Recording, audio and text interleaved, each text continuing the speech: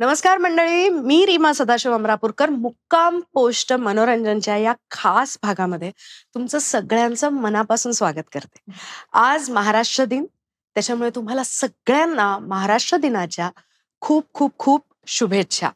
आणि आज महाराष्ट्र दिन तर आहेच, आणि नुकतीच माझी भेट एका अशा मुलीशी झाली जिच्याशी मी एकदम कनेक्ट करू शकले. ओके, ती मुलगी म्हणजे गार्गी फुले. तर आमच्या दोघींचं पहिलं जे संभाषण झालं ते हेच झालं की आपण कसं ना आपली नावं, म्हणजे आता मी रीमा सदाशिव अमरापूरकर एवढं तरी घ्यायला लागले, पण ती अजूनही गार्गी निळू फुले असं स्वतःचं नाव सांगत नाही. इनफॅक्ट तिने स्वतःची एक आयडेंटिटी वेगळ्या पद्धतीने ॲज अन ॲक्ट्रेस निर्माण केलेली आहे. आणि आज हा महाराष्ट्र दिन आहे आणि महाराष्ट्राबद्दल जो तिचा अवेअरनेस आहे, जे तिला वाटतं, याच्याबद्दल आपण ऐकणार आहोत. म्हणून मी स्वागत करते गार्गी निळू फुले हिचं. हाय गार्गी. हाय हाय हाय गार्गी, मला सांग की आपण त्या दिवशी भेटलो होतो तेव्हा आपण बोलत होतो राईट, की कोणताही निर्णय घ्यायचा, काहीही करायचं, तर त्याची बॉटम लाईन ही असते की बाबांना काय वाटेल. करेक्ट. म्हणजे माझं तर ते आहेच आहे, तुझंही ते आहे, हे ऐकून मला भयंकर आनंद झाला होता. ओके, तर मला आता तू हे सांग की निळूभाऊंना जाऊन 15 वर्ष झाली, ऑलमोस्ट 15 वर्ष झाली. तर आजही त्यांचे मीम्स येतात, त्यांच्यावरची ती गाण्यांमध्ये त्यांचा आवाज वापरला जातो, सगळं सगळं सगळं सगळं आहे. आणि तुझी ओळख ही त्यांची मुलगी म्हणून लोक पुढे हे करतात. तर निळूभाऊ द ऍक्टर आणि निळूभाऊ द सामाजिक कार्यकर्ते, ह्या दोन्ही निळूभाऊंकडून तुला असं काय मिळालंय असं तुला वाटतं की ज्याच्यामुळे तू आज उभी आहेस ताठपणे? मुळात मला असं वाटतं की सेल्फ रिस्पेक्ट. खूपदा असं होतं की आपण विसरून जातो, मिंदे होतो अनेक गोष्टींना, जे मला बाबांनी या दोन्ही ह्याच्यातनं शिकवलं. कामासाठी मी कधी कोणाजवळ मागणी केली नाही आणि इतर कुठल्याच बाबतीत तर नाहीच.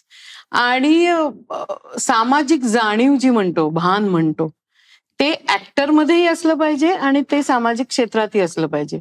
सो याचा जो बॅलन्स साधणं आहे, किंवा आपण आधी माणूस आहोत आणि त्याच्यानंतर आपण कोणीतरी आहोत, ही जी जाण, हे जे भान आहे, हे नक्कीच मला बाबाकडनं मिळालं. बरोबर. हा, बोल बोल, कंटिन्यू. आणि अर्थात मला असं वाटतं की हे खूप महत्वाचं आहे आत्ताच्या काळात, कारण आपण खूप वेगवेगळ्या परिस्थितीला, वेगवेगळ्या म्हणजे कोरोना किंवा इतर नैसर्गिक आहे, आपण माणसांनी मॅनमेड आहे, या दोन्ही ह्याच्यातनं आपण जे आता सफर होतोय किंवा आपण जे स्ट्रगल करतोय, याचा बॅलन्स खूप महत्वाचा आहे. आणि मला असं वाटतं की तो बॅलन्स असेल तर तुम्ही इथनंही शांत राहू शकता, नाहीतर हा बॅलन्स बिघडण्याची खूप शक्यता असते. अगदी अगदी अगदी I totally agree with you. आणि दुसरं मला असं वाटतं की या सोशल मीडियामुळे म्हण, किंवा एकंदरच जो वेग वाढलेला आहे, जो आपले वडील ज्या वेळेला काम करत होते आपल्या दोघींचे, त्यावेळेचा वेग आणि आत्ताचा वेग, ह्याच्यामध्ये खूप फरक पडलेला आहे. पण अशा काही गोष्टी आहेत का ग की ज्या तुला वाटतात की हा वेग बदललाय? आपल्या दरवेळेला आपण एखाद्या रस्त्यावरून गेलो की तिथल्या 10 गोष्टी बदललेल्या असतात. म्हणजे आयुष्यातल्या, आपल्या जगण्यातल्या प्रत्येक ह्याच्यामध्ये काही ना काही बदल हा सतत घडतोय आणि त्याचा वेग वाढत चाललेला आहे. पण तुझा अनुभव काय आहे की काही अशा गोष्टी आहेत का की ज्या बदललेल्या नाहीयेत आणि त्या कधीच बदलणार नाहीत आपल्या जगण्यातल्या? आपल्या जगण्यासाठी जो आजूबाजूला निसर्ग लागतो तो बदलला नाहीये. म्हणजे झाडं कमी होणं किंवा प्रदूषण होणं, नद्या प्रदूषित होणं, हा भाग जरी सोडला तर कोरोना नंतर एक चांगली गोष्ट झाली असेल की निसर्गाचा एक बॅलन्स राहिलाय. आणि पुणे मुंबई सोडलं तर माणसं बदलली नाहीयेत, हा माझा अनुभव आहे. ओके, हा कदाचित खूप बोल्ड स्टेटमेंट असेल, पण हे माझं आहे, कारण मी आतापर्यंत 2016 नंतर मी पुण्याच्या बाहेरच काम केलंय, मुंबईच्या बाहेरच काम केलंय. आणि मी ज्या गावांमध्ये काम केलं तिथे प्रेमळ असणं माणसांनी, एकमेकांना आधार देणं किंवा अडीअडचणीला उभं राहणं. पुण्या मुंबईतल्या लोकांना हे जमत नाही का? तर जमतं, पण त्यांचा वेग इतका जास्त आहे की त्यांना हे करणं अवघड जातं. राईट. मनातून आपल्याला वाटतं अगं, म्हणजे सगळ्यांविषयीच वाटतं. आणि मला असं वाटतं की भारतीय संस्कृती, अगेन मी म्हटलं ना की वेगळ्या विचारांचे असलो तरी आपण त्या संस्कृतीत आहोत. त्यामुळे तिथे माणसांना जपणं, एकत्र जाणं हे अजून आहे, जे बदललं नाही अनेक वर्षात. फक्त काहींचा वेग वाढला आहे आणि काही त्या स्पेसमध्ये छान एन्जॉय करतायत. हा एवढाच फरक आहे. बरोबर बरोबर. पण आता मला सांग की हा विषय आपण त्या दिवशी पण बोललो होतो की म्हणजे हा मला आलेला अनुभव आहे म्हणून मी विचारते तुला. बाबा गेल्यानंतर फिल्म इंडस्ट्रीचा ॲटिट्यूड आपल्याकडे बघण्याचा आणि इतर समाजाचा ॲटिट्यूड आपल्याकडे बघण्याचा, ह्याच्यामध्ये तुला काय फरक जाणवला निळूभाऊ गेल्यानंतर? हे बघ, मला स्वतःला असं वाटतं की फिल्म इंडस्ट्रीनी कधीच लक्षच दिलं नाही. म्हणजे बाबा असताना पण नाही दिलं. थोडंसं दुर्लक्ष झालंय, मान्य आहे मला. आणि बाबा गेल्यानंतरही झालं. पण ही त्या इंडस्ट्रीची एक स्वतःची कार्यपद्धती आहे. ते जर प्रत्येक ऍक्टरला तितकं लक्ष आणि द्यायला लागले तर इंडस्ट्री त्यांची तो वेग त्यांनी पकडलाय ना. बरोबर. तो आपण काहीच करू शकत नाही. म्हणजे वडील गेले म्हणून इंडस्ट्रीने माझ्याकडे लक्ष दिलं पाहिजे हे मला नाही वाटत. त्यातले इंडस्ट्रीमधले जे जवळची माणसं होती बाबाच्या, त्यांनी लक्ष दिलं नाही ह्याचं मला वाईट वाटलं पाहिजे. राईट. पण अख्ख्या इंडस्ट्रीने का माझ्याकडे लक्ष द्यायचं? Very true. किंवा बाबाकडेही का लक्ष द्यायचं? हो, ग्रेट ऍक्टर तर हो, इंडस्ट्री अजूनही आम्हाला एकही माणूस असा भेटला नाही की जो म्हणाला की निळूभाऊंचं असं, जो तो म्हणाला की अरे निळूभाऊ क्या बात आहे, काय माणूस होता, काय ऍक्टर होता. सो माझ्यासाठी ते पुरलं. पण जे क्लोज म्हणवत होते, बाबा बरोबर काम करणारे होते, ज्यांनी बाबा बरोबर अनेक वर्ष कामं केली, घरी एकत्र होतो आम्ही, लहानाचे मोठे झालो, त्या माणसांनी नंतर डुंकुनी बघितलं नाही, याची खंत मला आहे. जर आजूबाजूचं म्हणशील किंवा आपल्या, तर त्यांनी मला खूप सांभाळून घेतलं. कारण 1.5 वर्षातच बाबा पण गेला आणि आई पण गेली. तर मित्रमैत्रीण जे या क्षेत्रातच नाही आहेत किंवा आजूबाजूचे नातेवाईक म्हणण्यापेक्षा मी आजूबाजूची मंडळी म्हणेन, माणसं म्हणेन, की ज्यांनी खूप सांभाळून घेतलं, अडीअडचणीला मला साथ दिली. इंडस्ट्री माझ्यापासून ना बाबा असताना सुद्धा 4 हात लांब होती आणि आजही 4 हात लांब आहे. मी या इंडस्ट्रीत खूप उशिरा आले, बाबामुळे आले. आणि बाबा दुर्दैवाने आई बाबा गेल्यानंतर आले. पण माझ्यासाठी it's a 9 to 5 job. Okay. मी इंडस्ट्रीला फॅमिली नाही मानत. मे बी कदाचित पुन्हा अगेन मी म्हणेन की हे बोल्ड स्टेटमेंट आहे, पण industry is not my family. So हो, माझे कलिग्स आहेत ते, जे कोण आहेत ते, काहीच मित्र आहेत जे अजूनही माझ्या कॉन्टॅक्टमध्ये आहेत आणि माझी काळजी करतात, पण इंडस्ट्री नाही. So industry, okay, so this is very much like what Nilubhau would have done or what my father did, की इंडस्ट्रीला घराच्या बाहेर ठेवायचं आणि माणसं जोडायची. आय थिंक ती त्यांचा सगळ्यात मोठा धरोहर असं मी म्हणेन. पण मला सांग, तू आता म्हणालीस की तू 2016 पासून पुण्या मुंबईच्या बाहेरच काम केलेलं आहे. सो तू महाराष्ट्रात खूप राहिली आहेस, फिरली आहेस, राईट? तर काय वाटतं सध्या महाराष्ट्रात ची जी परिस्थिती आहे, मी राजकीय परिस्थिती म्हणतच नाहीये, त्याच्याकडे आपण नंतर येऊ, पण महाराष्ट्रातली जी परिस्थिती आहे सध्याची, त्याच्याबद्दल काय वाटतं ग? मी इतर राज्यातही गेलीये आणि मला छंद आहे कुठे कुठे फिरण्याचा, तिथली माणसं ओळखण्याचा. मला कधी कधी असं वाटतं की महाराष्ट्र अजूनही विकसित व्हायला खूप वर्ष जातील सगळ्याच दृष्टीने. प्रत्येक माणूस आपण म्हणतो वेगळा असतो, तसाच प्रत्येक प्रांतही वेगळा असतो. तू जर गुजरातला गेलीस तर तुला तिथे माणसं, रस्ते, गावं वेगळ्या दृष्टीने बघितलंस तर खूप डेव्हलपमेंट झाली आहे तिथे. तू साऊथला गेलीस तर तिथेही हे हो. म्हणजे साधं उदाहरण आहे की आपण गोव्याला जातो तेव्हा जर पुणे मुंबईवरनं गोवा हो. एक्सप्रेस पकडला की आपण कर्नाटक आणि साऊथला लागल्यानंतर तिथले रस्ते, तिथली साफसफाई, तिथलं सगळं. आजूबाजूचं हो. वातावरण हे वेगळं असतं. Totally. आणि हेच तू महाराष्ट्रातनं जाशील तर तुला तिथे मोटेल्स दिसणार नाहीत, तुला रस्ते नीट दिसणार नाहीत, आजूबाजूला निसर्ग तुला नीट नीट की दिसतं. झाडं आहेत बाबा आणि निसर्गात की धारवाड बेळगावला गेल्यावर सुद्धा तो फरक जाणवतो. अगदी अगदी. तर मला कुठेतरी असं वाटतं की हे का घडतंय किंवा का झालं असावं, कारण पूर्वीपासून महाराष्ट्र असा नाहीये. पूर्वीपासून तो खूपच आणि प्रगल्भ माणसांचं राज्य आहे महाराष्ट्र. तर मग असं काय घडलं की हे सगळंच खूप खालावत गेलं आणि आपण उठसूट राजकारण्यांना दोष देतो की ह्यांनी रस्ते नाही केले, त्यांनी रस्ते नाही केले. पण मला असं वाटतं की तुमच्या हातात आहे ना वोटिंग. हो, हे साधं आहे. मग जो माणूस काम करतो त्याला वोट द्या आणि तो जर माणूस काम करत नसेल तर त्याच्यासाठी आपण काय केलं पाहिजे याचा विचार करा. बरोबर. कारण नुसतीच नावं ठेवून काही होणार नाही. अगदी अगदी. म्हणजे प्रवाहात मग मी पण आहे तर प्रवाहात मग उतरा, काम करून बघा छोट्या छोट्या लेवलवर. मी असं नाही म्हणत की जाऊन नगरसेवकच बना किंवा आमदारच व्हा, असं नाही. तर मला कुठेतरी असं वाटतं की सगळ्या दृष्टीने आपण सगळ्यांनी एकत्र येऊन याचा विचार केला पाहिजे की हा बदल काय, हा फक्त महाराष्ट्रात काय. आणि खरंच सांगते मी, हा फक्त महाराष्ट्रातच आहे. विकसित होण्याच्या दृष्टीने आपण काय केलं पाहिजे आणि एकत्र येऊन काय करू शकतो याचा सगळ्याचा विचार झाला पाहिजे. याचा अर्थ डेव्हलपमेंट होत नाही का, महाराष्ट्र अगदी मागासलेला आहे का, असं मला मुळीच नाही म्हणायचं.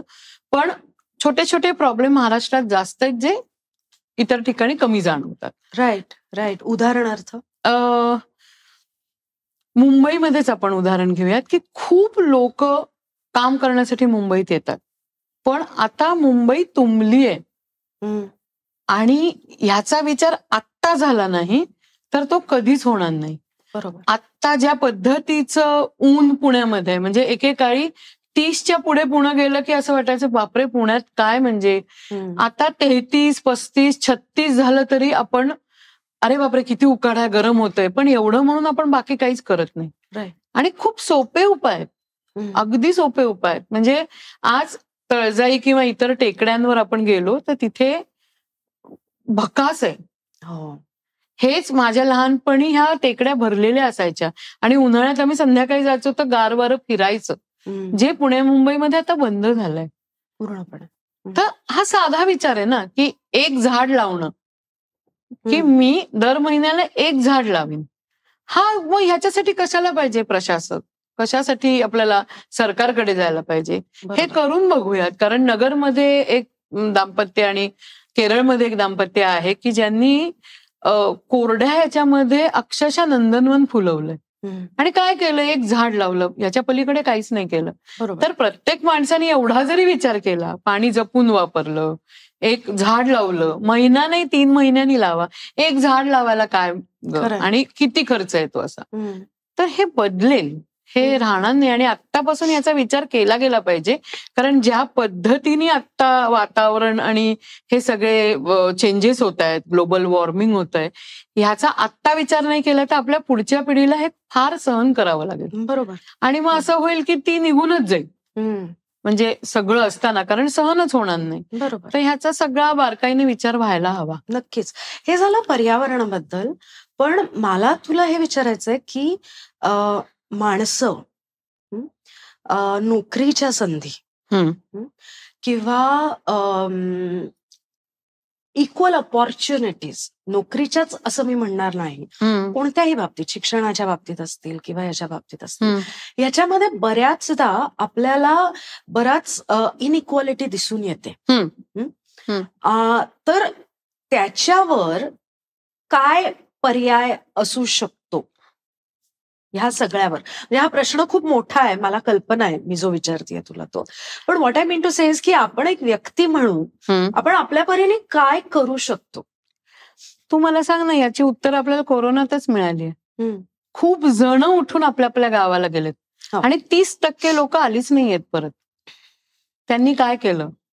अगेन मी तुला म्हणेन की वर्क फ्रॉम होम हा ऑप्शन आहे नोकरी करणाऱ्यांना, जो चालू ठेवला पाहिजे. बरोबर. अमेरिकेमध्ये हे IT मधल्या लोकांना आता त्यांनी केलंय की तुम्ही वर्क फ्रॉम होम करा, आठवड्यात एकदा या आपापल्या गावी. आता मी वाईमध्ये जे शूट केलं तिथे 2 मुली वर्क फ्रॉम होम वाईच्या आपल्या स्वतःच्या घरात करतात. वा. आणि त्या फक्त आठवड्यातनं एकदा मुंबईला जातात आणि ऑफिसचं काम करून परत येतात. हे शक्य आहे ना. बरोबर. सो माझं असं म्हणणं आहे की नाहीच आहे, अपॉर्च्युनिटीज नाहीये, रोजगार निर्मिती नाहीये.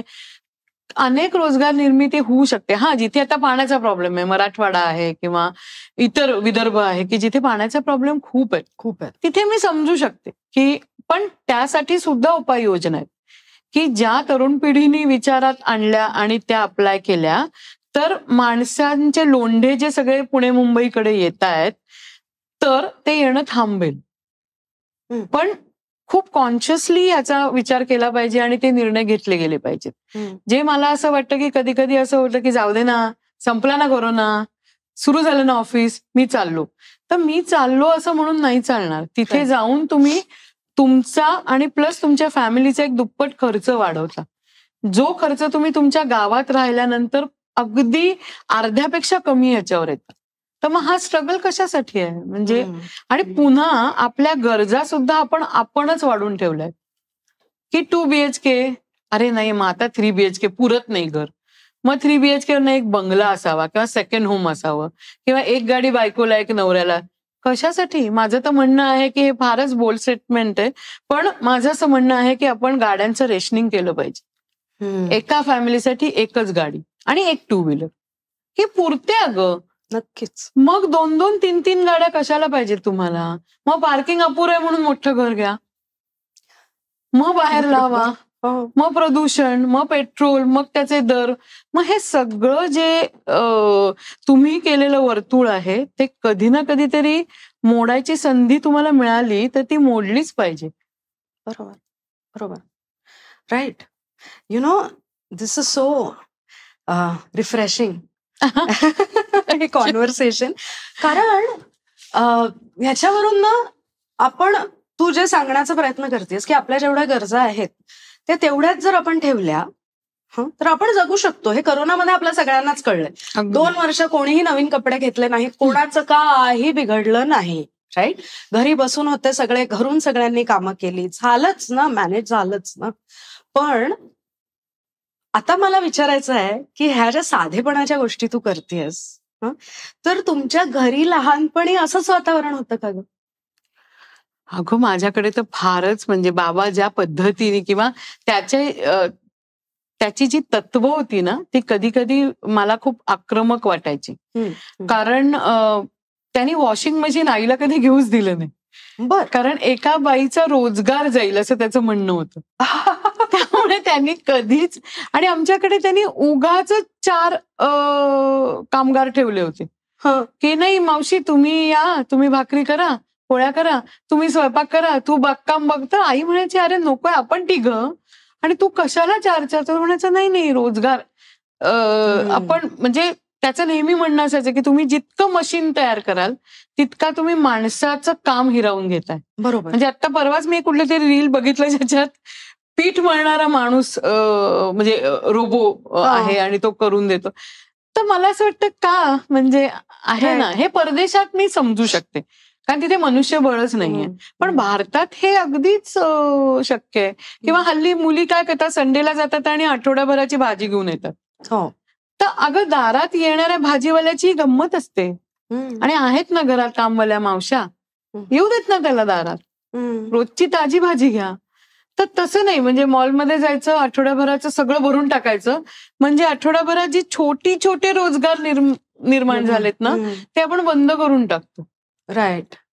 तर ते का करायचे? म्हणजे परदेशात मी समजू शकते कारण त्यांना सॅटर्डे संडेच काम असतं, म्हणजे हे घरचं वेळ असतो आणि बाकीचे ते 5 दिवस बिझी असतात आणि अंतरं इतकी आहेत परदेशात की ते म्हणजे त्यांना नाही शक्य होत. भारतात नाहीये. अंडीवाला ब्रेडवाला आपल्या दारात येतो मुंबईत, मासेवाला दारात येतो, भाजीवाले दारात येतात. मावशांना करू देत ना, रोजची भाजी घेऊ देत त्याच्याकडनं, त्याचं भलं होईल, 2 पैसे त्याला मिळतील. का मॉलमध्ये जाऊन तुम्हाला सगळीच खरेदी आठवड्याची करायची? खरंय. तर छोटे छोटे बदल आहेत की जे मला असं वाटतं की ते केल्याने रोजगार निर्मिती पण होते. आणि जे बाबा मला म्हणायचं की हे फार महत्वाचं आहे.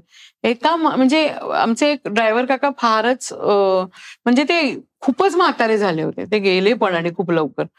तर बाबाने त्यांना काढलंच नाही. बाबाचं म्हणणं होतं, काय रोज या, गाडी पुसा, गाडीला एक चक्कर मारून आणा आणि पार्क करा. मग तो 10 नंतर एक तरुण ड्रायव्हर यायचा आणि तो गाडी घेऊन जायचा. तर माझं असं म्हणणं आहे की बाबाचं म्हणणं होतं की नाही, त्याला 2 पैसे मिळतायत ना, गाडी हा पण पुसणार, मी कोणाला तरी देणार, तर मी ह्याला देतो. तर हे त्याचं फार गमतीशीर होतं सगळं. I know. आणि काय काय विजन असेल ना ग, की या सगळ्यांचीच, म्हणजे तुझे बाबा, माझे बाबा, अनिल अवचट, नरेंद्र दाभोळकर, हे सगळे जे एकत्र मिळून ज्या पद्धतीने काम करायचे, तर तू असं काहीतरी उभं करावं असं तुला कधी वाटलं नाही का ग? काय माहितीये ना, अगेन तूच म्हणतेस तसं विजन जी माझ्याकडे नाहीये, आवाका माझ्याकडे नाहीये, किंवा इतका जनसंपर्क माझा नाहीये. मी लहानपणापासून इतक्या लोकात वाढलीये ना की मी स्वतः एकलकोंडी झालीये. मला खूप माणसं नाही आवडत. हे माणसातच वाढले ग. आणि त्यांना माणसं नसतील तर अस्वस्थ व्हायचं. पण कदाचित ते सगळं असल्यामुळे मी एकलकोंडी झाले. म्हणजे मला खूप, म्हणजे आता शूटिंगमध्ये तर 40 आणि 50 माणसं असतात आजूबाजूला. नक्कीच. पण मी माझं तो वॉल्स तयार करून घेतलेत की मला फार माणसं सहन होत नाही. मग हे काम करण्यासाठी जे तुम्हाला रस्त्यावर उतरावं लागतं, जनसंपर्क वाढवावा लागतो, जो माझ्यात नाहीये. राईट. आणि अगेन मी म्हणलं ना, आवाका त्यांचा, म्हणजे 80व्या वर्षा, आता बाबा काका आढावच 81-82 येतो. आणि आजार पण आहेत भरपूर. त्याच्यात तो मध्ये आता परवाच आता कधीतरी 1 महिन्यापूर्वी उपोषणाला बसला होता. हो ना. हे शक्य आहे का? आणि हे काय म्हणजे बरायच ना बाबा काका, म्हणजे हा कुठला हवा, काय हा, काय आहे हे सगळं? तर ना ते माइंडसेटच वेगळा होता या माणसांचा, जो माझ्याकडे नाही. आणि त्याच्यासाठी अट्टहास करणारी पण मी नाहीये. कारण त्याच्यासाठी खूप वेगळं शिक्षण आणि खूप वेगळी तालीम लागते, जी माझ्याकडे नाहीये. बरोबर.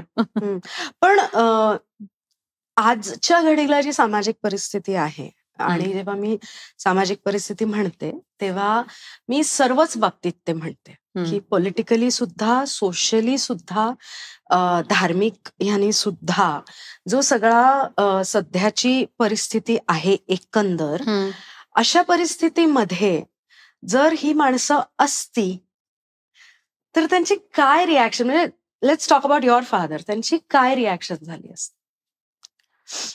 वेड लागलं असतं बाबाला माझ्या. हो ना. हो. कारण तो ज्या विचारांचा होता, ज्या तत्वांचा होता, आणि तो खूप आशावादी होता. तर कसं होतं, तुम्ही आशावादी असाल आणि त्या अपेक्षा पूर्ण झाल्या नाहीत तर तुम्हाला वेडच लागतं. सो मला कधी कधी असं वाटतं की उषक काल होता होता काळरात्री मध्ये दिगूचं जे झालं ते बाबाचं झालं असतं. कारण एक्स्ट्रीम सोशलिस्ट माणसाला आत्ताची जी सगळी परिस्थिती आहे, किंवा आत्ताचं जे, बरं अगेन मी स्वतः सोशलिस्ट नाही, पण मी समजू शकते त्या माणसाला काय वाटलं असतं. सो ते जे आहे, ज्या प्रकारचं वातावरण, सामाजिक असू देत, राजकारण असू देत, या सगळ्या ह्याच्यात तग धरण्यासाठी आत्ता तो केपेबल नसता असं मला वाटतं. सो मला कधीतरी असं वाटतं, इव्हन आत्ताच्या काळात मी बऱ्याच वेळा म्हणते सुद्धा की या सेल्फीच्या जगात ते नाहीये, ते खूप बरं आहे. खरंच. कारण सही करणं ही एक खूप सुंदर गोष्ट आहे, त्याला एक पर्सनल गोष्ट आहे. राईट. पण हे जे सेल्फी काढतात ना हल्ली आमचे, तर मला कोणीतरी येऊन ना मला म्हटलं ना की नाही ताई, ही सिरियल ना मी बघितली आणि तुम्ही खूप छान काम केलं, एक सेल्फी घेऊ, तर मी आवडीने देते. पण हे जे आल्या आल्या 1 मिनिट इकडे बघा असं करून, तर मला असं होतं की अगं थांब, म्हणजे आधी आय नो, मी actor आहे ना. करेक्ट. सांग तरी की मला बरं ते ओळखत पण नाही. तुम्ही कुठे बरं अरे असं. मग का फोटो हवाय तुम्हाला? तर ह्याचा मला खूप त्रास होतो आणि मला असं वाटतं की हाऊस सगळं मला मान्य आहे, पण हे नको. म्हणजे हे काय आहे वेडेपणा? बरं स्वतःचा सेल्फी चांगला येईपर्यंत ते काढत राहतात. तर मला फार गंमत. काय झालं? थोडासा आवाज कमी कर. मी ऑलरेडी कमी केलाय. कमी ठेवू? मी म्हणलं ना प्रोजेक्शनचा मला प्रॉब्लेम. एवढंच ना, बाकी नाही ना. ओके ओके ठीक आहे. ओके. सो हे सेल्फी काढत राहतात टिल द टाइम त्यांचं चांगलं येत नाही तोपर्यंत. आणि मला काय होतं की नक्की कशासाठी काढताय तुम्ही? म्हणजे सेलिब्रिटी म्हणून काढताय, एक चांगली अभिनेत्री म्हणून काढताय, तर तो भाग नसतोच. नाही, त्यांना आधी उठून त्या व्हॉट्सअप ग्रुपमध्ये टाकायचं असतं की ह्या बाईला मी बरं त्या बाईचं नाव तुम्हाला माहिती नसतं, तिने काय काम केलंय ते माहिती नसतं, कुठल्या सिरियलमध्ये का फिल्ममध्ये का नाटकात या बाईला बघितलं ते माहिती नसतं. अगदी. सेल्फी काढून कसं मी फर्स्ट ग्रुपमध्ये टाकलं की ह्या बाईला मी पहिल्यांदा भेटलो. तर ही जी रेस आहे ना ती मला फार त्रासदायक होते. त्यामुळे मी खूपदा असे सांगते लोकांना की नाही सेल्फी नाही आत्ता इथे नको. आणि आय कॅन टोटली म्हणजे हे जे आता बॉलिवूडची लोक चिडतात किंवा आक्रमक होतात आणि ज्या पद्धतीने, तर मला असं वाटतं की मला 4च जण भेटतात आणि सेल्फी मागतात.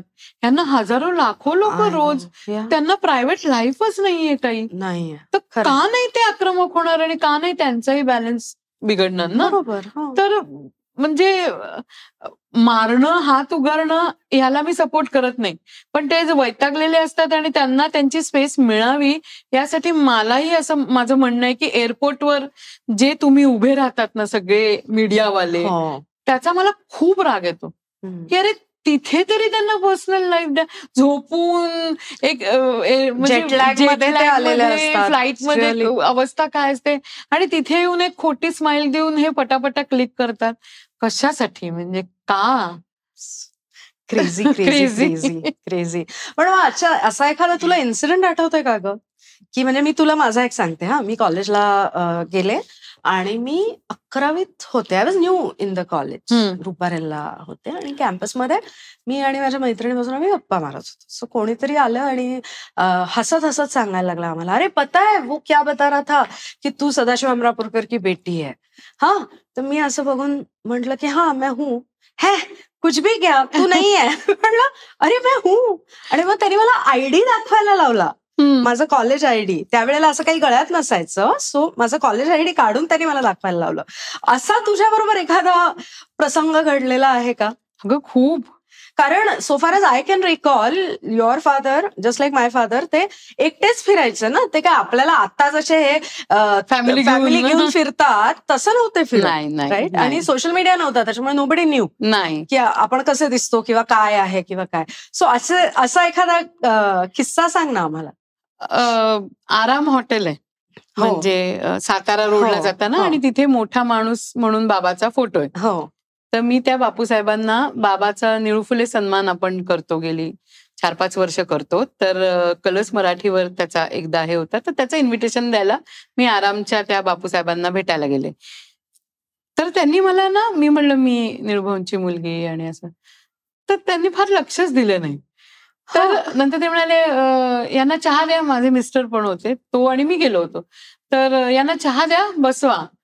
म्हणलं हे असे का वागतायत, म्हणजे बाबाचा फोटो बाहेर लावला आणि ते असे. तर त्यांना कशावरून असं त्यांनी मला विचारलं. त्याच्यावर मी त्यांना माझे सगळे फोटो दाखवले बाबा बरोबरचे. मग त्यांना रिअलाइज झालं की नाही. तर ते म्हणाले अहो याच्या आधी 2 गार्गी फुले येऊन आमच्याकडे फुकट जेवून गेल्या. तर मला असं झालं बापरे, खोटं नाव सांगून जेवून बिवून गेलेत त्यांच्याकडे. त्यामुळे ते म्हणाले की अहो माझा आता विश्वासच नाहीये की हे खरं आहे का, म्हणजे तुम्ही आता प्रूव्ह करा की हे खरं आहे. मला दाखवायला लागले त्यांना फोटो आणि हे घ्या, मी खरंच त्यांची मुलगी आहे आणि ज्या आधी कोण असतील तर मला माहित नाही, पण मी पहिल्यांदा आली आहे. अशी गंमत. आणि a lot of people did not know की तू ऍक्टिंग करतेस. अगं मी 18 वर्ष प्रायोगिक नाटक केलंय. 18 वर्ष मी दुबेजींची, सत्यदेव दुबेंची आणि प्रसाद वनारसेनी नाट्यवेद नावाचं NSD ची ब्रांच काढली होती पुण्यामध्ये. तर मी NSDचं ते सगळं 2 वर्ष केलं. त्याच्यानंतर मी 18 वर्ष प्रायोगिक नाटक पुण्यात करत होते. मला पुत्रा ओळखत नव्हतं. ओके. पण जसं मी कट्टीबट्टी आणि तुला पाहते रे सिरियल केली तसं लोकांना कळलं की निळू फुल्यांना एक मुलगी आहे, ती अभिनेत्री आहे, ती बरं काम करू शकते. तर मला असं झालं की अरे बापरे, म्हणजे आधीची मेहनत वायाच गेली. पण ते 18 वर्ष तू केल्यामुळे जे लोक, कारण आपण काहीही केलं तरी आपल्याला अल्टिमेटली त्यांची मुलगी म्हणूनच ओळखतात. खरं. So you could live up to that name. असं सिरियसली म्हणजे पण गमतीशीर माणसं भेटतात आणि गमतीशीर हे एक आजी मला म्हणाल्या की रस्त्यात भेटल्या रॅन्डमली आणि मला म्हणाल्या की निळूभाऊंची मुलगी ना तू. म्हणलो मुलगा का नाहीये ग त्यांना? तर मला असं झालं हो मी आहे ना उगाच. तर ते म्हणाले मुलगा का नाही? मुलगा असता तर त्यांनी भाऊंची हे पुढे नेली, लेगेसी पुढे नेली. म्हटलं हो मी नाही, म्हणजे मी का नाही, म्हणजे मी करते बरा अभिनय, असं नका बोलू. राईट. नाही हा तर नेहमीचा प्रश्न आहे. हा मग तुम्ही किती भावंड? 3 बहिणी. भाऊ नाही का? अरे रे काय असतं? मुलगा हवाय, मुलगा हवा. म्हणून मी नेहमी सांगते माझं नाव गार्गी फुले आहे. मी थत्ते लावत नाही, सासरचं आडनाव लावत नाही, कारण ते एक आहे आणि मला ते ठेवायचंय तसंच त्याच्यामुळे. Tell us about your family. Again मी म्हणलं की एकुलती एक असल्यामुळे इथे बाबाकडे तर आई बाबांनंतर मी आहे. माझा नवरा ओमकार थत्ते, तो माझा खूप जुना मित्र आहे. म्हणजे 97 पासून आम्ही एकत्र आहोत. थिएटर ग्रुपमध्ये होतो. मग त्याच्यानंतर तो ETV मराठी त्यांनी लॉन्च केलं आणि तो आपल्या क्षेत्रात होता आणि आता तो IT मध्ये आणि ऍडव्हर्टायझिंग मध्ये असा. आणि माझा मुलगा आहे जो आता 10th मध्ये आहे, अनय. सो आणि माझ्या सासूबाई आहेत 81 वर्षाच्या, ज्या त्या आहेत म्हणून मी हे सगळं करू शकते. कारण नाही तर फॅमिली छान त्या सगळं व्यवस्थित बघतात म्हणून मी बाहेर जाऊन 2016 पासून काम करू शकते. सो माझी नणंद असते ती अमेरिकेत असते आणि येस छोटस 4 लोकांचं एक छोटं कुटुंब, चौकोनी कुटुंब असं आहे. किती छान, किती छान. पण मला हे सांग तू की तू प्रायोगिक नाटक करत होतीस, पण त्याच्या आधी जेव्हा बूम होता, टेलिव्हिजनचा बूम होता बघ, एक पिरियड होता जेव्हा ETV लॉन्च झालं, झी मराठी लॉन्च झालं, त्यावेळेला तुला असं कधी वाटलं नाही का की आपण टेलिव्हिजन करावं असं? अगं हा खूप टिपिकल क्लिशे हे, पण मला अभिनेत्री खरंच व्हायचं नव्हतं कधीच. मी वेलकम टू द क्लब. मी टेक्सटाईल मध्ये ग्रॅज्युएशन केलं आणि माझी 2 बुटिक्स होते पुण्यामध्ये. Oh really? या बावधनमध्येच एक होतं आणि कोथरूडमध्ये एक होतं. ओके. आणि छान चाललं होतं माझं. त्यामुळे माझं ब्रेड अँड बटर हे नव्हतं. त्यामुळे मी पुण्यातल्या प्रायोगिक समन्वय नावाची आमची संस्था होती, जी सोनाली कुलकर्णी आणि संदेश कुलकर्णी, निखिल रत्नपारखी किंवा किरण यज्ञोपवीत, शशांक शेंडे, आम्ही सगळ्यांनी मिळून दुबेजींचे हे जे सगळे स्टुडंट होते त्यांनी आम्ही मिळून अशी ती समन्वय नावाची संस्था सुरू केली होती. त्याच्यातनं मी खूप नाटकं केली, अनेक नाटकांचे कॉस्ट्युम्स केले. त्याच्यानंतर मी अहिल्याबाई होळकर नावाची नचिकेत जयू पटवर्धनची जी फिल्म होती त्याचे कॉस्ट्युमला मदत केली जयूला. त्याच्यानंतर मी ETVला ऍज अ कॉस्ट्युम डिझायनर म्हणून काम केलेलं आहे. सो कारण ओमकार तिथे होता त्यामुळे मीही तिथली कामं अनेक घेतली. पळसाला पानं 5 नावाचे 1998ला जी पहिली सिरियल झाली होती ETVला, त्याच्यात मी काम केलेलं आहे. पण मला कधीच नाही वाटलं की आता हे सगळं सोडून मी मुंबईला जाऊन स्ट्रगल करावा किंवा सिरियल करावी. कारण मुळात विनोदनी जेव्हा 2016ला विनोद लवेकरने मला सिरियलसाठी विचारलं तेव्हा मी नाही असं म्हणाले त्याला. तर तो मला म्हणाला हे बघ कमी काम आहे, तुझ्या आजोळी नगरलाच शूटिंग आहे, तुला जितके दिवस देता येईल तेवढे दे, बाकीचे तू घरी आहे. करेक्ट. ह्या बोलीवर मी सिरियल घेतली. मी अजिबात सगळेच लोक खूप पॉझिटिव्हली की सिरियल मिळाली असं असतं मग पर डे आणि होतं. मला ते काहीच पडलं नव्हतं. विनोदने मला विचारलं, जुना मित्र काहीतरी विचारतोय, मला पुन्हा काम करायचं होतं, नगर माझं आजोळ होतं, मला मज्जा करता आली पाहिजे म्हणून मी ती घेतली. मग कुठलाच विचार नव्हता त्याच्या मागे, तर ते घडत गेलं. ओके. सो मी अजूनही मी पुण्यात आनंदी असते. म्हणजे माझं रुटीन, माझं हे सगळं चालू आहे. टेक्सटाईलची माझी कामं चालू आहेत. त्यामुळे उठून आता मी एका मागोमाग किंवा काही जण मला खूप गंमत वाटते त्यांची, की एका वेळी 3-3 सिरियल करतात. हो करतात बाबा. करतात आणि जातात सुद्धा. म्हणजे ही शिफ्ट मग ती अगेन पुन्हा मी म्हणेन की ज्या हे काम करतात त्यांना माझा सलाम आहे. कारण हे करणं फार अवघड आहे. फायनान्शियल हे करण्यासाठीच ही धडपड आहे त्या बाईची. त्यामुळे मी समजू शकते ती. पण मी नाहीये त्यातली. म्हणजे मला एक मिळाले की मी आनंदात असते. आणि मी स्वतःला सांगते की मी 15 दिवसच येणार. 15 पेक्षा जास्त दिवस मी काम करणार नाही. माझा रोल कमी. लोक सांगतात की माझा रोल वाढवा. मी सांगते माझा रोल कमी करा. पण मला 15 दिवसच द्या. सो मी खूप वेगळ्याच याच्यात म्हणजे सगळं निगेटिव्ह असतं. मला अवॉर्ड मिळालं की मला अवॉर्ड फंक्शनला जायला आवडत नाही. मला खूप कंटाळा येतो. मला एरवी कोणी जर सांगितलं की रील करायचे त्यात मेकअप कर आणि नट, तर मला खूप बोर होतं. तर मला असं होतं की नको रे कशाला. म्हणजे मला रील्स करायला खूप आवडतात. पण मग जेव्हा शूट असतं तेव्हा मला कंपल्सरी नटावं लागतं ना, तेव्हा मी रील्स करते. पण उठून रोज तयार होऊन रील्स अरे नाही मी त्यातलीच नाहीये. मला तू म्हणालीस की नाही आज छान मस्त एखादी भाजी कर, तर मी आवडीने ती करेन. पण मला रोज जर तू दिलास की आता रोज सकाळचा स्वयंपाक तू, तर मी त्यातली नाही. मी खूप आळशी आहे. कालिक ज्याला म्हणतात तसं. आणि मला असं वाटतं की अरे इतका चांगला वेळ आहे आपल्याकडे, तर मी थोडं वाचेन, मी झोपेन, मी भटकायला जाईन. मी हे का करू रोजच्या रोज. मला भयानक कंटाळा येतो ह्या सगळ्याचा. मग कसं केलंस एकदम हे, आणि सुरू झालं तर तुझे कामं एकदम फटाफट यायला लागली. हो. सो कसं होतं त्यातही गंमत आहे ना. म्हणजे मला सुबोध भावे एकदा तुला पाहते करत असताना, सुबोध माझा कॉलेजचा जुना मित्र, तर मला ना ते सगळं झेपतच नव्हतं सगळं. म्हणजे एक तर माध्यम वेगळं आणि मी खूप पाठांतर करायचे. म्हणजे ते स्क्रिप्ट आल्यानंतर मी सगळं पाठ करायला लागायचे. तर तो मला म्हणाला की असं नको करूस, त्यातला मुद्दा समजून घे आणि तू तुझ्या ह्यानी ते करून घे. आणि मुळात सिरियल करणं हे का चांगलं आहे, कारण तुझ्यामधला ऍक्टर तो 1.5-2 वर्ष जिवंत ठेवतो. जे मला असं वाटलं की खूप मजेशीर आहे. कारण बेबी मावशी प्ले करताना किंवा तुला पाहते रेची पुष्पा प्ले करताना मला असं वाटलं की मला किती इमोशन्सचे अप्स अँड डाऊन्स ते ना मी रोज करते.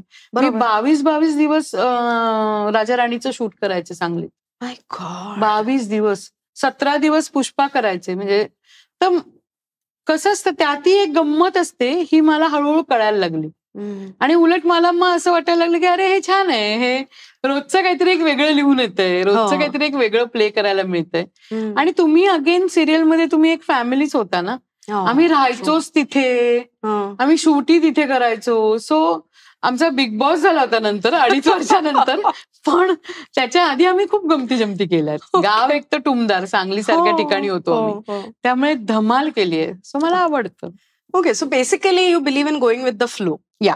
आणि त्यावेळेला जे चाललंय ते एन्जॉय करायचं. या. राईट. सो मग मला सांग की हे पॉलिटिक्स मध्ये कशी काय तू एकदम गेलीस? बिकॉज पॉलिटिक्स मध्ये सहसा हॅपी गो लकी अशी लोक फार कमी जातात असं मला वाटतं. नाही ग, मला खूप मजा येते. हो. मला बाबामुळे असेल, माझा अभ्यास कमी आहे. उद्या जर तुम्हाला काही प्रश्न विचारले तर मी खूप उत्तरं देईन. पण माझा इंटरेस्ट खूप आहे. आणि म्हणूनच मी असं क्षेत्र राजकारणात निवडलं की सांस्कृतिक क्षेत्राचा प्रदेश उपाध्यक्ष, महाराष्ट्र प्रदेश उपाध्यक्ष मी आहे एनसीपीचे, अजितदादा पवार गट. तर त्याच्यात मला असं वाटलं की करायला खूप क्रिएटिव्ह आहे अगं. आणि politics is I don't know, मी खूप रमते, मला खूप आवडतं. हो, मला खूप आवडतं. आणि असं नाहीये की पॉलिटिक्समध्ये फालतूच लोक असतात आणि खूप अभ्यासू लोक असतात. त्यांचे पीए सुद्धा अतिशय हुशार असतात. त्यांना जितकी जाण आणि त्यांनी जितकी माणसं बघितलेली असतात ना, आपण आजूबाजूला फिरकलेलो पण नसतो. आणि त्यांच्याबरोबरच्या गप्पा, त्यांच्याबरोबरच्या चर्चा, त्यांच्याबरोबरचा अजितदादांसारख्या माणसाचा अभ्यास. मला गंमत काय वाटते, एवढ्या गर्दीमध्ये सुद्धा ते एखाद्या माणसाला म्हणतात की अरे बरं आहेस का रे गोपाळ? अहो कुठनं ओळखला, कुठेतरी भेटलाय तुम्हाला, तो काय करतो हे तुम्हाला माहिती आहे?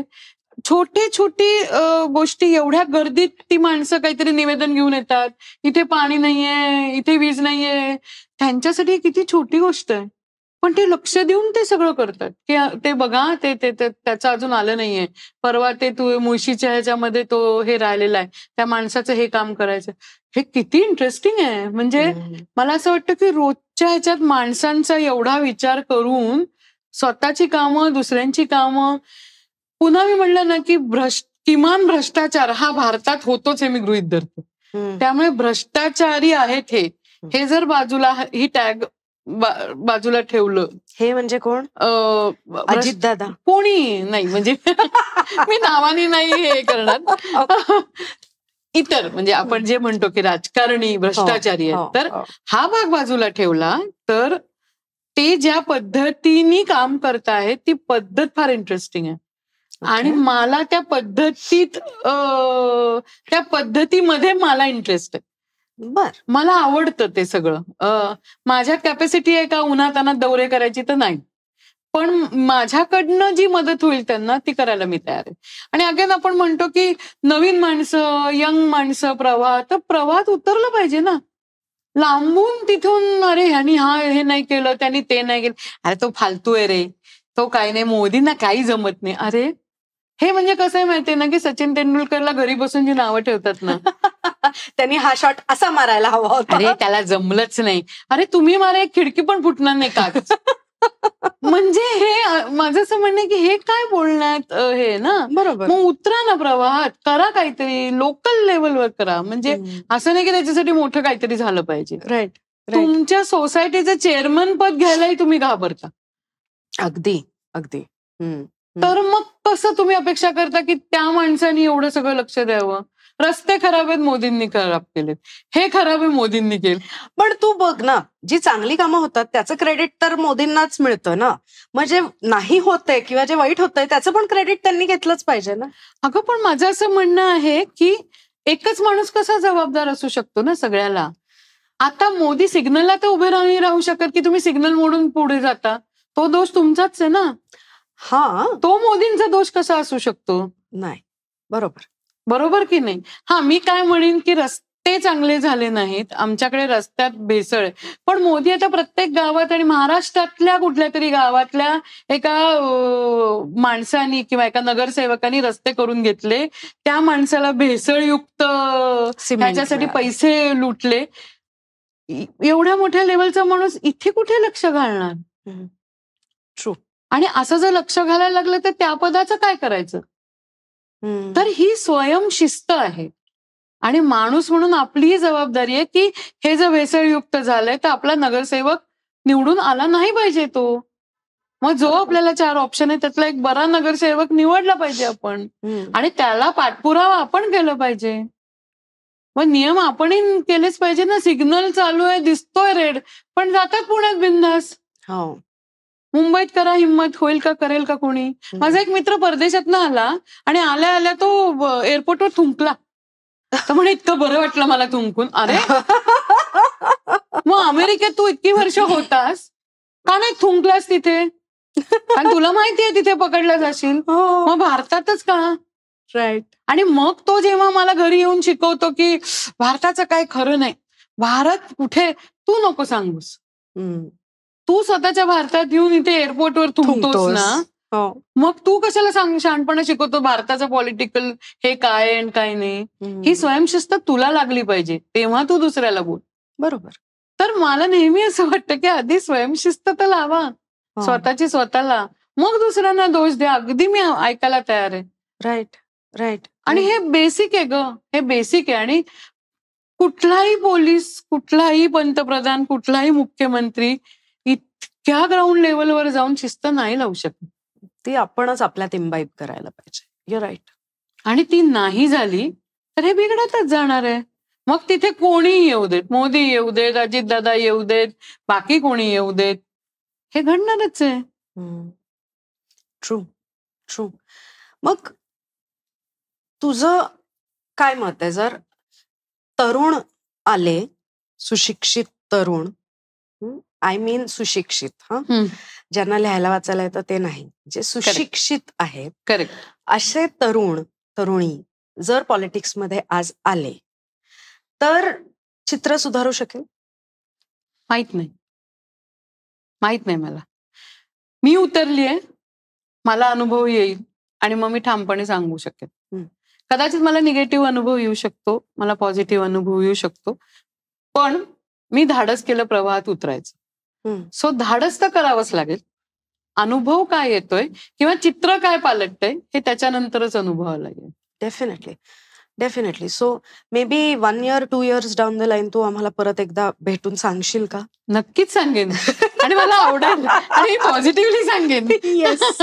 बरं, आता मला एक खूप बेसिक प्रश्न आहे. कारण निळूभाऊंचे जे काही अनुभव मी ऐकले आहेत इतरांकडून आणि आपण त्या दिवशी जे काही बोललो त्याच्यावरून, सो लहानपणापासून ते वलय तुझ्या भोवती होतच, राईट? सो तू आज त्या प्रसिद्धीला आणि त्या फेमला जर तुला डिफाईन करायचं झालं तर तू कसं डिफाईन करशील? मला स्वतःला हे वलय कधी कधी त्रासदायक होतं. त्यामुळे मला कुठेतरी असं वाटतं की थोडंसं म्हणजे मला नकोय हे वलय लहानपणापासूनच. म्हणजे मी तुला एक किस्सा सांगते. आम्ही सोलापूरला पूनम लॉज नावाचा एक लॉज होतो. तिथे बाबाचा काहीतरी कार्यक्रम होता आणि रात्री आम्ही झोपलो. सकाळी एक अचानक आईचा थोडा आरडाओरडा मला ऐकू आला रूम मध्ये. तर मी म्हणलं काय झालं? तर लॉज मध्ये पूर्वी छोट्या छोट्या बाल्कनीज असायच्या, दार असायचे आणि एक खिडकी असायची. तिथे लोक असे करून आमच्याकडे झोपलेले आम्ही बघत होते. आणि जेव्हा बाबा ते सगळं बघायला गेला की लोक वर कुठून आले आहेत, तर पाईप वरनं लोक चढून आली होती आणि खाली एक समुद्रासारखे लोक उभी होती. आणि आम्हाला पोलीस संरक्षण मागवावं लागलं. पोलीस आले, त्यांनी धक्काबुक्की करून लोकांना बाजूला केलं आणि मग आम्ही गाडीत बसून बाहेर पडलो. तर खूप तशा म्हणजे कधीही मला बाबा कमला नेहरू पार्कला सुद्धा घेऊन गेला नाही, कारण गेला की गर्दी व्हायची. त्यामुळे आईला मी नेहमीच म्हणायची की तू सिंगल मदर सारखंच मला वाढवलंस. कुठेच नाही ना बाबा, कुठेच नाही, गॅदरिंगला नाही, शाळेत नाही, पार्कमध्ये नाही. तर मला ते स्वतःला ते वलय बाबाचं त्रासदायक, माझं बाबाच्या समोर एवढंच आहे. पण मी ना मला जो त्रास झालाय तो आणायला होऊ नये म्हणून खूप जपते. मला सगळं पटतं की लोकांचं प्रेम आहे, बाबावर अफाट प्रेम होतं आणि बाबामुळे माझ्यावर खूप प्रेम आहे. पण ना मला कुठेतरी असं वाटतं की स्पेस सांभाळावी. कुठे तुम्ही आहात हल्ली ती जाण आहे लोकांना. म्हणजे मी जर माझ्या फॅमिली बरोबर रेस्टॉरंटमध्ये गेले तर खूपदा सॉरी तुम्हाला डिस्टर्ब करते पण तुम्ही त्याच ना असं विचारतात, तुम्हाला त्रास नाही होत त्याचा. पण हे पुण्या मुंबईमध्ये होतं. पुण्या मुंबईच्या बाहेर गेल्यानंतर तीच आक्रमकता आहे. ते प्रेम आहे. मला तेच म्हणणार होते, तो आपलेपणा त्यांना वाटतो खूप आहे आणि मलाही त्यांच्याविषयी खूप प्रेम आहे.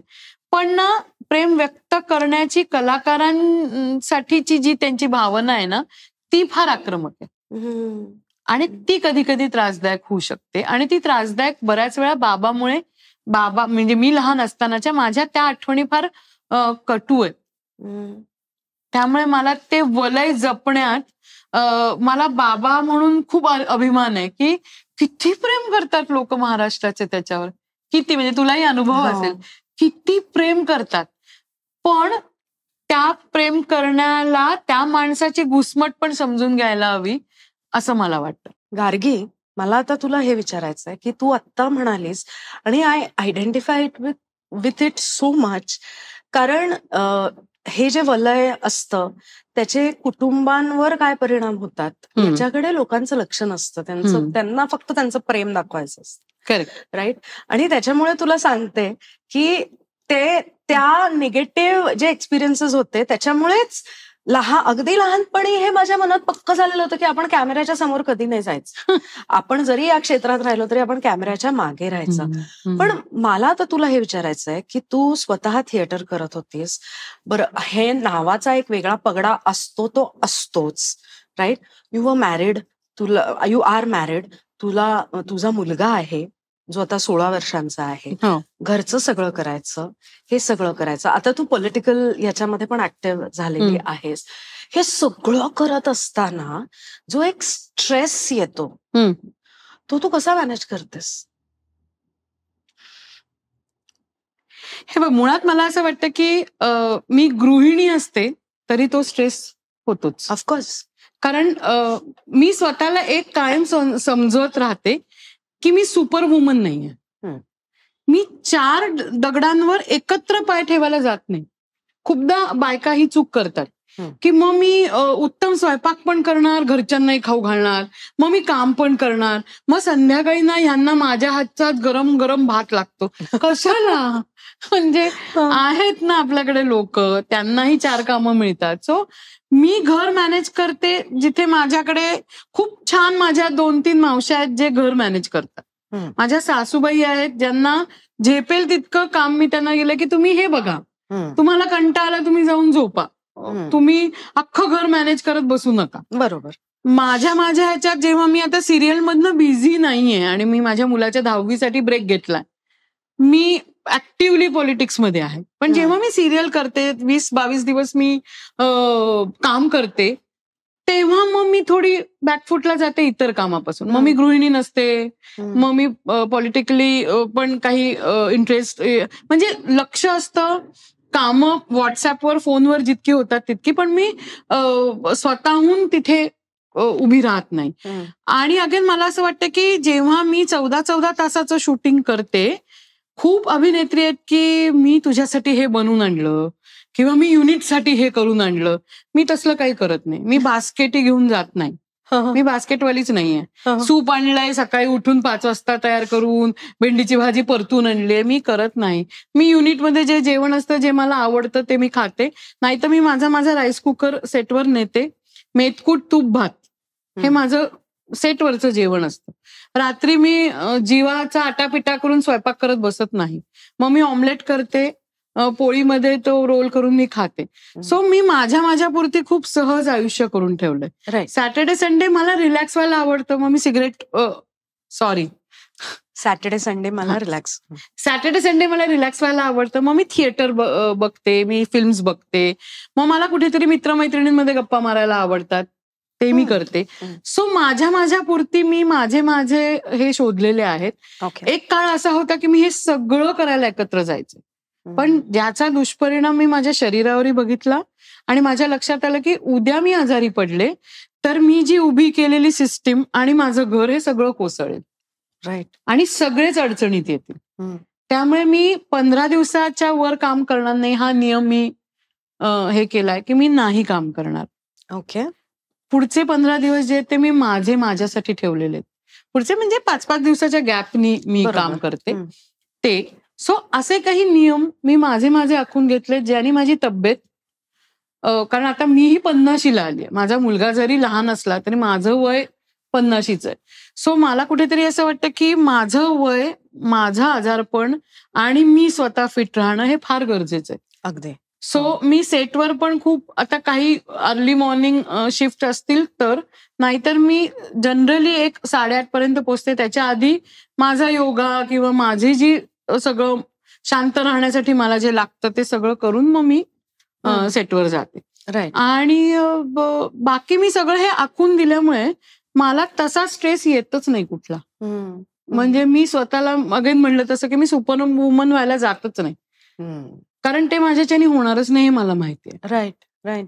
मगाशी आपण जेव्हा बोलत होतो तेव्हा तू तुझ्या आईबद्दल म्हटलीस की सिंगल पेरेंट असल्यासारखंच वाढवलेलं आहे. तर आम्हाला तुझ्या आईबद्दल सांग ना. अगं, माझी आई अहमदनगरचीच, त्यामुळे तुझं आजोळ आणि माझं आजोळ एकच आहे. माझी आई मारवाडी कुटुंबातली आणि तिथे आजोबांचं हॉटेल आहे आणि बरंच काय काय वेगवेगळे हे माझे मामा मावशा अजूनही नगरमध्ये आहेत. आणि माझी आई थिएटर करायची खूप पूर्वीपासून. आकाशवाणीमध्ये गेली म्हणजे जवळपास किती 18 वर्ष 36 वर्ष असे, म्हणजे काही मागे आणि नंतर निवेदिका म्हणून असे तिने आकाशवाणीमध्ये काम केलंय. खूप काम केलं तिने आकाशवाणीमध्ये. आणि त्याच्यानंतर ती थिएटर करत होती. त्याच्यात मास्तर एके मास्तर मध्ये ती बाबाला भेटली आणि बाबा प्रेमात पडला तिच्या. आणि बाबाने विचारलं तिला, पण त्यावेळी ती नाही म्हणाली, कारण त्यावेळी बाबा छोटंसं काम करत होता आणि ती स्टार होती. आणि लग्न केल्यानंतर हे सगळं बदलेल, सो मला गॅप हवंय, म्हणजे आता नको हे सगळं, त्याच्यानंतर मी विचार करीन. म्हणून मग तिने हा निर्णय म्हणजे आत्ता नको, नाही, कारण बाबा आवडत होता तिला, फक्त हे नाही वर्क होणार, त्याच्यामुळे ती नाही म्हणाली. पण 3 वर्षानंतर परत बाबा आणि ती एका नाटकात एकत्र आले आणि पुन्हा बाबांनी विचारलं, तेव्हा मग ती हो म्हणून त्यांनी लग्न केलं. पण अगं, नगरच्या मारवाडी कुटुंबातली मुलगी जेव्हा निळू फुलेंबरोबर लग्न करायचं म्हणते, तेव्हा काय घडलं असेल याचा मी विचार, म्हणजे आय कॅन इमॅजिन. जे नगरचे आहेत ते सगळे कॅन इमॅजिन. पण बाकीच्यांसाठी जरा प्लीज सांगतेस का नेमकं काय घडलं तेव्हा? नाही अगं, धक्काच होता हा. पण ना मला कुठेतरी असं वाटतं की खूप सहजतेनं तिच्या कुटुंबियांनी ते स्वीकारलं. पण माझ्या मावशीचे मिस्टर फार विनोदी होते, कारण बाबा जेव्हा विचारायला आला की मी हिच्याशी लग्न करू का, तेव्हा त्यांनी बाबाला प्रश्न विचारला, तुम्ही काय करता? तर खाली त्यांच्या बिल्डिंगच्या खालीच एक लोक म्हणजे वेड्यासारखे बाबाला बघायला गोळा झाले होते. आणि वरती एक माणूस विचारतो, तुम्ही आयुष्यात काय करता? तर इतकं सगळं अनभिज्ञ होतं त्यांच्यासाठी. पण मला कुठेतरी असं वाटतं की त्या दोघांनी, आणि विशेष मी तुला सांगू, खूप बोल्ड निर्णय, खूप हे की त्या काळी म्हणजे 74 साली ते दोघंही आधी लिव्ह इन मध्ये राहिले. रिअली? हो, वर्षभर ते लिव्ह इन मध्ये होते. आणि मग त्याने डिसिजन घेतला की आपण लग्न करूया. तर हे खूप खूप धाडसी निर्णय हा 74 साली घेणं. आणि हे बाबासाठी जरी पक्क असलं तरी आईनी त्याला साथ देणं हे माझ्यासाठी खूप मोठी गोष्ट आहे, खूपच मोठी गोष्ट आहे. डायनामिक, भयानक. पण हे जेव्हा मी ठरवलं लिव्ह इन मध्ये राहायचं ओंकार बरोबर, तेव्हा आधी नकार देणारी आणि आधी त्रास देणारी आई होती. काय सांगते? ती मला म्हणाली, नाही नाही नाही, म्हणलं अगं आई, तू राहिलीस ना, तू मला काय सांगतेस?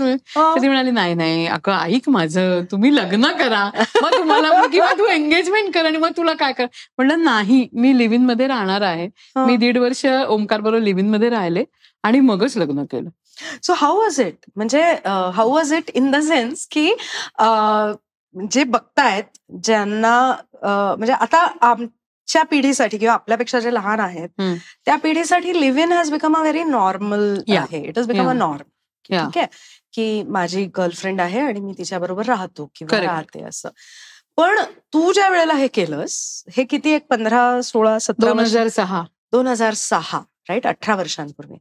सो त्यावेळेला मल्टिपल लेवल्सवर एकतर कसा होता तो एक्सपिरियन्स, इन द सेन्स की लोक आपल्या जीवनातला एक खूप महत्वाचा भाग असतो ना, लोक आणि समाज.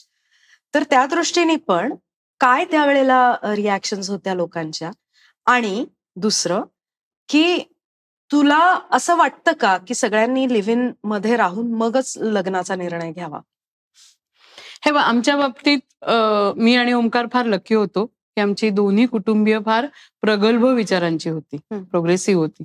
मुळात ओंकारची आई आणि ओंकारचं कुटुंबीय हे लहानाचं मोठं, म्हणजे आईचाच, माझ्या सासूबाईंचा जन्मच आफ्रिकेतला आहे. ओके. ओंकारचे तिन्ही जे मामा आहेत त्यांनी तिन्ही परदेशी बायकांशी लग्न केलंय. म्हणजे थत्ते फॅमिलीत मी एकमेव भारतीय सून आहे, बाकी सगळे तिथलेच आहेत. त्यामुळे त्यांच्यासाठी लिव्ह इन हे काही फार मोठी गोष्ट नव्हती. त्यांनी ते आयुष्य बघितलंय, मामा स्वतः लिव्ह इन मध्ये राहिलेले, त्यामुळे त्यांच्यासाठी ते हे नव्हतं.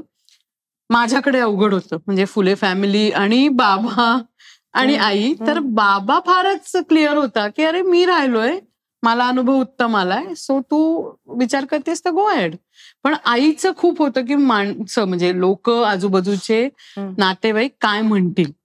तर मग मी आणि बाबांनी शांतपणे तिला समजवलं की तुला जो अनुभव आला की तुला माणूस कळला ना वर्षभरामध्ये, आणि नंतर याचा अर्थ तुम्ही भांडत नाही का, तुमच्यात वाद होत नाही का, तुम्ही एका एक्स्ट्रीम टोकाला जाऊन निर्णय घेत नाही का, तर घेतात नवरा बायको, हे सगळीकडे होतं. पण जे एकदम धक्के बसतात ना ते बसत नाहीत. राईट. दिवसभर एकत्र फिरणं वेगळं आणि 24 तास त्या माणसाबरोबर आयुष्य काढणं वेगळं. अगदी. आणि मग वेगळे अनुभव येतात. त्या वर्षभरात तुम्हाला निर्णय घ्यायचा असतो की काय आपण करू शकतोय का नाही करू शकत. जे मला असं वाटलं की ओमकार बरोबर राहिल्यावर, मला एक तर जुना मित्र असल्यामुळे मी खूप लहानपणापासून त्याच्याबरोबर, म्हणजे मी वर्ष 17 होते तेव्हापासून तो माझा मित्र होता. म्हणजे आम्ही स्थळं सुचवली आहेत एकमेकांना की ऐक ना तो, बघ ना तो, तुला ती आवडते का रे, बघ ना ती, असं. त्यामुळे मला माहिती होतं तो काय, पण तो किती संतापी आहे हेही माहिती होतं. त्यामुळे मी वर्षभर राहून बघितलं की मी कोप करू शकते का त्याच्या आणि माझ्या विक्षिप्त स्वभावाला. कारण मी खूप मुडी आहे, मी चंचल आहे. मला आज हे करायचं असतं, उद्या ते करायचं असतं, परवा हे करायचं असतं. सो माझ्या त्या चंचल स्वभावाला तो मला सांभाळून घेऊ शकतोय का. आणि वर्षभरात जाणवलं की हो, आम्ही आमची स्पेस देतो आणि मला ते फार आवडतं. मला ते ना डॉक्टरांकडे पण नवऱ्याला घेऊन जाणाऱ्या बायका कधीच रुचल्या नाहीत की तिथे कशाला पाहिजे नवरा, जा ना तुझी तू, मी मग थांबते मी यांच्यासाठी. अगं जेव बाई तू, ये तो त्याचा जेवेल. तर ही स्पेस देणं जे असतं ना, जे मी आणि ओमकार करतो, की मी इतके वर्ष आता काम करतेय, मी 4च दिवस पुण्यात येते अगं, पण मला माहितीये की ते 2 दिवस सॅटर्डे संडे माझ्या नवऱ्यासाठी असतात, माझ्या मुलासाठी असतं. मग तिथे मी आणि ओमकार जर डिनरला कुठे गेलो तर अनय पण समजून घेतो की आई बाबांना ती स्पेस हवी आणि ती द्यायला पाहिजे. बरोबर. किंवा मी आणि अनय पण डेटवर जातो, चल आज माझ्या बरोबर. मी आणि अनय गेलो तरी ओमकार समजून घेतो की त्या दोघांना ती स्पेस द्यायला हवी. माझ्या सासूबाई तर समजून घेतातच, म्हणजे त्या तर अगदीच. तर हे याच्यासाठी ना स्पष्ट वक्तेपणा आणि संवाद हवा, जो लिव्ह इन मध्ये जमतो. म्हणून मला असं वाटतं की लग्न करण्याच्या आधी अनेक जणांना हे पटत नाही, ह्याच्यावर बरेच वाद झालेत, बऱ्याच चर्चा झाल्यात. पण मला स्वतःला असं वाटतं की निदान एकत्र वेळ, लिव्ह इन नसेल, तुम्ही एक घर घेऊन राहू नका, पण निदान जितका जास्त वेळ तुम्हाला तुमच्या पार्टनर बरोबर घालवता येईल तितका एक वर्षभर पूर्ण घालवा आणि मग निर्णय घ्या की तुम्हाला लग्न करायचंय की नाही करायचं. की बघितलं 3 महिन्यात इतकं प्रेम उतू जातं मग नवरा बायकोंचं, म्हणजे होणाऱ्या, किंवा गुलाबच दे, मग कॅडबरीज दे, मग टेडी बेअरच दे, आणि मग पिक्चरला पण एकत्र जा, आणि मग इतकं म्हणजे घरचे काही म्हणतात त्यांच्याकडे दुर्लक्ष करून तीच सर्वस्व आणि तोच सर्वस्व असं करून फिरायचं, लग्न करायचं, आणि मग नंतर लक्षात येतं की अरे बापरे हे गणलंय. हे तर प्रॉब्लेमच आहे हा, खूपच. का ना घाई करायची, आणि मग घरचे काय, मग कसं, की मग तिथे अडचण होते काय बोलायचं आणि कसं बोलायचं. बरोबर. तर वेळ द्या ना स्वतःच्या नात्याला. असं आता अजिबात राहिले नाही की वयाच्या 25व्या वर्षी लग्न करा. 2 वर्ष छान वेळ द्या, बघा, आणि मग ठरवा. आणि त्यातनं ते वर्क नाही झालं रिलेशन, तर हा व्यक्तिगत हे असू शकतो आणि त्याचाही गिल्ट घ्यायचा प्रश्न नाहीये. मला स्वतःला असं वाटतं की कुठल्याच नात्याचा गिल्ट घेणं जेव्हा आपण बंद करतो ना, तेव्हा ते नातं प्रगल्भ होतं. गिल्ट नाही आला पाहिजे की मी माझ्या मुलाला वेळ देत नाही, नाहीच देणार मी. जेव्हा मी 14 तास काम करते एक ऍक्ट्रेस म्हणून, तर मी कशी वेळ देईन त्याला, पण जेव्हा देईन तो पूर्ण वेळ त्याचा असेल.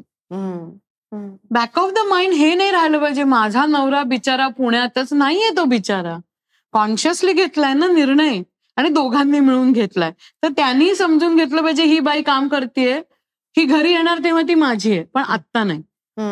आणि तिने समजून घेतलं पाहिजे की 4 दिवसासाठी मी जातेय, आता हा वेळ माझ्या कुटुंबियाचा आहे. मग मी एंटरटेनच करत नाही, मी मित्रमैत्रिणींना सरळ सांगते मला जो 1 दिवस मिळेल तो तुमच्यासाठी, पण बाकीचे 3 दिवस माझ्याकडनं पार्टीची, चल भेटू, कट्टे जमू, मी कट्ट्यावाली नाहीये मी, आणि मी प्रायोरिटी तुम्हाला देणार नाही, कारण माझी priority is my family. Right. So मी प्रायोरिटी तुम्हाला देणार नाही. आपण थोडा वेळ घालूयात, पण मी सांगेन तेव्हा भेटायचं असेल तर, कारण मी माझ्या प्रवासाला निघालीये, ट्रेन माझी सुटलीये, त्या ट्रेनमध्ये तुम्ही आनंदाने येत असाल तर या, माझी दारं उघडी आहेत तुमच्यासाठी घराची. पण माझ्याकडनं कुठल्याही अपेक्षा, मी नातेवाईकांच्या लग्नाला जात नाही. अनेक जण मला म्हणतात. मी म्हणलं, मी 4 दिवसासाठी पुण्यात येते, काय करू मी तिथे लग्न, मी नंतर भेटेन शांतपणे तुमच्याकडे घरी येऊन. बरोबर. पण मी मुंजीला आली नाही ग बाई तू, आली नाहीस ग बाई तू वाढदिवसाला, तर नाही, माझी प्रायोरिटी काम आहे आणि त्याच्यानंतर माझी फॅमिली आहे. सो जिथे त्या 4 दिवसात मला सहज शक्य असेल तर मी गेट टुगेदर करेन, मी तुमच्या ह्याला येईन. पण असं उठसूट मी आले बाबा चल आज मुंजीला गेले होते मी, तर मला नाही सॉरी. तर हे स्वतः ठरवलं पाहिजे, तर मग ते सुकर होतं ग आयुष्य. नाहीतर मग इथे तुम्ही किती गोंधळ कराल. 27 तारखेला आत्याच्या मुलाच्या बहिणीचं लग्न, नाही नाही नाही नाही, ते करतील, ते सुखातच राहणार आहेत. मी कधीतरी जाऊन भेटेन त्या आत्याच्या बहिणीच्या, मला शक्य नाही आता. ओके, बरं मला सांग की आता इन द नियर फ्युचर, पुढच्या एक 5-7 वर्ष असं आपण म्हणूयात, म्हणजे हे जरी मान्य केलं की you go with the flow, happy go lucky, जसं समोर येईल त्या पद्धतीने तू जातेस पुढे, राईट? पण पुढच्या 5 वर्षात काय दिसतंय की तुला काय करायला आवडेल आणि काय करशील असं वाटतंय? मी जरी तुझे म्हणतेस की पुढचं आयुष्य म्हणजे हॅपी गो लकी असले तरी माझा 5 वर्षातला प्लॅन ठरलेला असतो. ओके. मला ती माझ्या नवऱ्याने लावलेली सवय की निदान 2 ते 3 वर्षाचं प्लॅनिंग पाहिजे. सो येत्या काही वर्षामध्ये मला बाबाच्या नावाने परफॉर्मिंग आर्ट सेंटर उभं करायचंय, त्या दृष्टीने मी पावलं उचलतेय. येत्या 5 वर्षात मला एक फिल्म डिरेक्ट करायची, त्या दृष्टीने मी प्लॅन करतेय. आणि येत्या 5 वर्षामध्ये भरीव काम राजकारणात व्हावं माझ्याकडनं, चांगलं. ते पद असो नसो मला फरक नाही पडत, पण मी ज्या पक्षासाठी काम करते त्या पक्षासाठी एक काहीतरी भरीव काम माझ्याकडनं व्हावं हे मी ठरवलंय. ओके. सिरियल करायच्या नाहीत का, तर मी करते आहे, ऑफर्स येत आहेत, चांगली ऑफर स्वीकारलेली आहे. पण आता मी माझं आयुष्य 20-20 आणि 22 दिवस सिरियलसाठी देणार नाही, कारण आता मी ब्रेक नाही घेतला तर माझी ही कामं होणार नाही. बरोबर. चांगल्या फिल्म्स करायच्यात कामं, कारण सिरियल करत असल्यामुळे माझं लोक फिल्मसाठी बोलवतच नाही, त्यांना वाटतं ही रिकामीच नाहीये. आणि खरंच म्हणजे 2-3 ऑफर्स अशा आल्या. मला आशिष विद्यार्थी बरोबरची एक फिल्म आली होती नेटफ्लिक्सची, मी नाही करू शकले, मी सांगलीत होते आणि ते म्हणाले मुंबईला या आणि तिथून हैदराबादला जायचंय. माझ्या एपिसोडचं काय करू मी? बरोबर. त्यामुळे चांगल्या फिल्म्स मी सोडल्यात, काही चांगल्या ऍड्स सोडल्यात मी काही, कारण मी ते काम करत होते. पण आता मला वेळ आहे तर मला ह्या सगळ्या चांगल्या गोष्टी डिस्कव्हर करायच्यात. राईट. पण याचा अर्थ मी ह्याच्यातच गुंतलीये तर नाही. काही जे मुळात जे माझं काम आहे की बाबाच्या नावाने परफॉर्मिंग आर्ट सेंटर सुरू करणं, हे इज माय प्रायोरिटी. मुलाला चांगलं शिक्षण पुढे मिळावं यासाठी प्रयत्न करणं is my priority. Right right right. आणि महाराष्ट्र दिन आहे आज, सो काय सांगशील लोकांना? It's all yours. मला स्वतःला असं वाटतं की मराठी भाषेचा अभिमान प्रचंड बाळगा, कारण तो अभिमान नसेल ना तर मराठी शाळा चालणार नाहीत. तो अभिमान नसेल तर मराठी चित्रपट, मराठी नाटक, मनोरंजन, मराठी क्षेत्र हे मरेल. तर आपल्या भाषेचा अभिमान आपल्याला हवा, महाराष्ट्र दिनाचा, महाराष्ट्राचा अभिमान आपल्याला हवा. आणि त्या दृष्टीने रील्स करून किंवा सोशल मीडियावर छान छान गाणी गाऊन एका दिवसाचा कौतुक सोहळा करू नका. तो तुमच्या मनात कायम पाहिजे, त्या दृष्टीने जाणारा विचार पाहिजे. मराठी चित्रपट आपणच जात नसू बघायला तर मग कोण येणार? म्हणजे मला स्वतःला असं वाटतं की अनेक लोकांनी जाऊन चांगले, आता अमलतास सारखीच फिल्म आहे राहुल देशपांडेंनी केलेली, किती सुंदर फिल्म आहे आणि चांगला रिस्पॉन्स मिळतो त्या फिल्मला. तर जरूर जा, बघा, थिएटरमध्ये फिल्म्स बघा आणि मराठीसाठी आपण काय कॉन्ट्रीब्यूट करू शकतो. कारण साऊथ इंडियाला तुम्ही गेला तर तो माणूस हिंदी सुद्धा बोलत नाही, त्याला स्वतःच्या भाषेचा, स्वतःच्या राज्यातला, म्हणजे रजनीकांतची देवळं मी बघितलेली आहेत की किती सुंदर बांधली आहेत त्यांनी. त्या ऍक्टरला काय मान दिलाय त्यांनी, तेवढा मान नको आपल्याला. मी असं नाही म्हणत की तो सुबोध भावेचा उद्या देवळच बांधा, पण निदान त्यांनी केलेल्या फिल्म्सला तर हजेरी लावा ना. त्यांनी केलेल्या फिल्म्स थिएटरमध्ये तर जाऊन बघा. येईल कधीतरी OTTवर असा ऍटिट्यूड ठेवू नका. आणि मराठी भाषा ही तुम्ही जपली पाहिजे, तुम्ही ती समृद्ध केली पाहिजे आणि आमच्या पुढच्या पिढीला ते संचित म्हणून दिलं पाहिजे, तर ती भाषा टिकेल. त्यामुळे कृपया महाराष्ट्र दिन साजरा करताना या सगळ्याचं भान आपल्यात आहे ना, याची दखल घ्या. तर आपण सगळ्यांनी ऐकलेलं आहे की महाराष्ट्र दिनाच्या निमित्ताने गार्गींनी आपल्याला एक खूप महत्वाचा मेसेज दिलाय. भाषेचा अभिमान तर आपल्या सगळ्यांनाच आहे, आपण अगदी तो जाज्वल्यपणे मांडतही असतो भाषेचा अभिमान. पण खरंच आपल्या महाराष्ट्राला पुढे नेण्यासाठी, त्याची प्रगती करण्यासाठी आपण काय करू शकतो याचा विचार सुद्धा आपल्या मनात आणि आपल्या डोक्यात हा कायम असला पाहिजे, हे गार्गीचं म्हणणं आहे. त्याच्यामुळे तुम्हाला सगळ्यांना पुन्हा एकदा महाराष्ट्र दिनाच्या शुभेच्छा. आणि हो, हा मराठी पॉडकास्ट आहे, हा जास्तीत जास्त लोकांपर्यंत पोचवा. Please do share, subscribe and like. Thank you.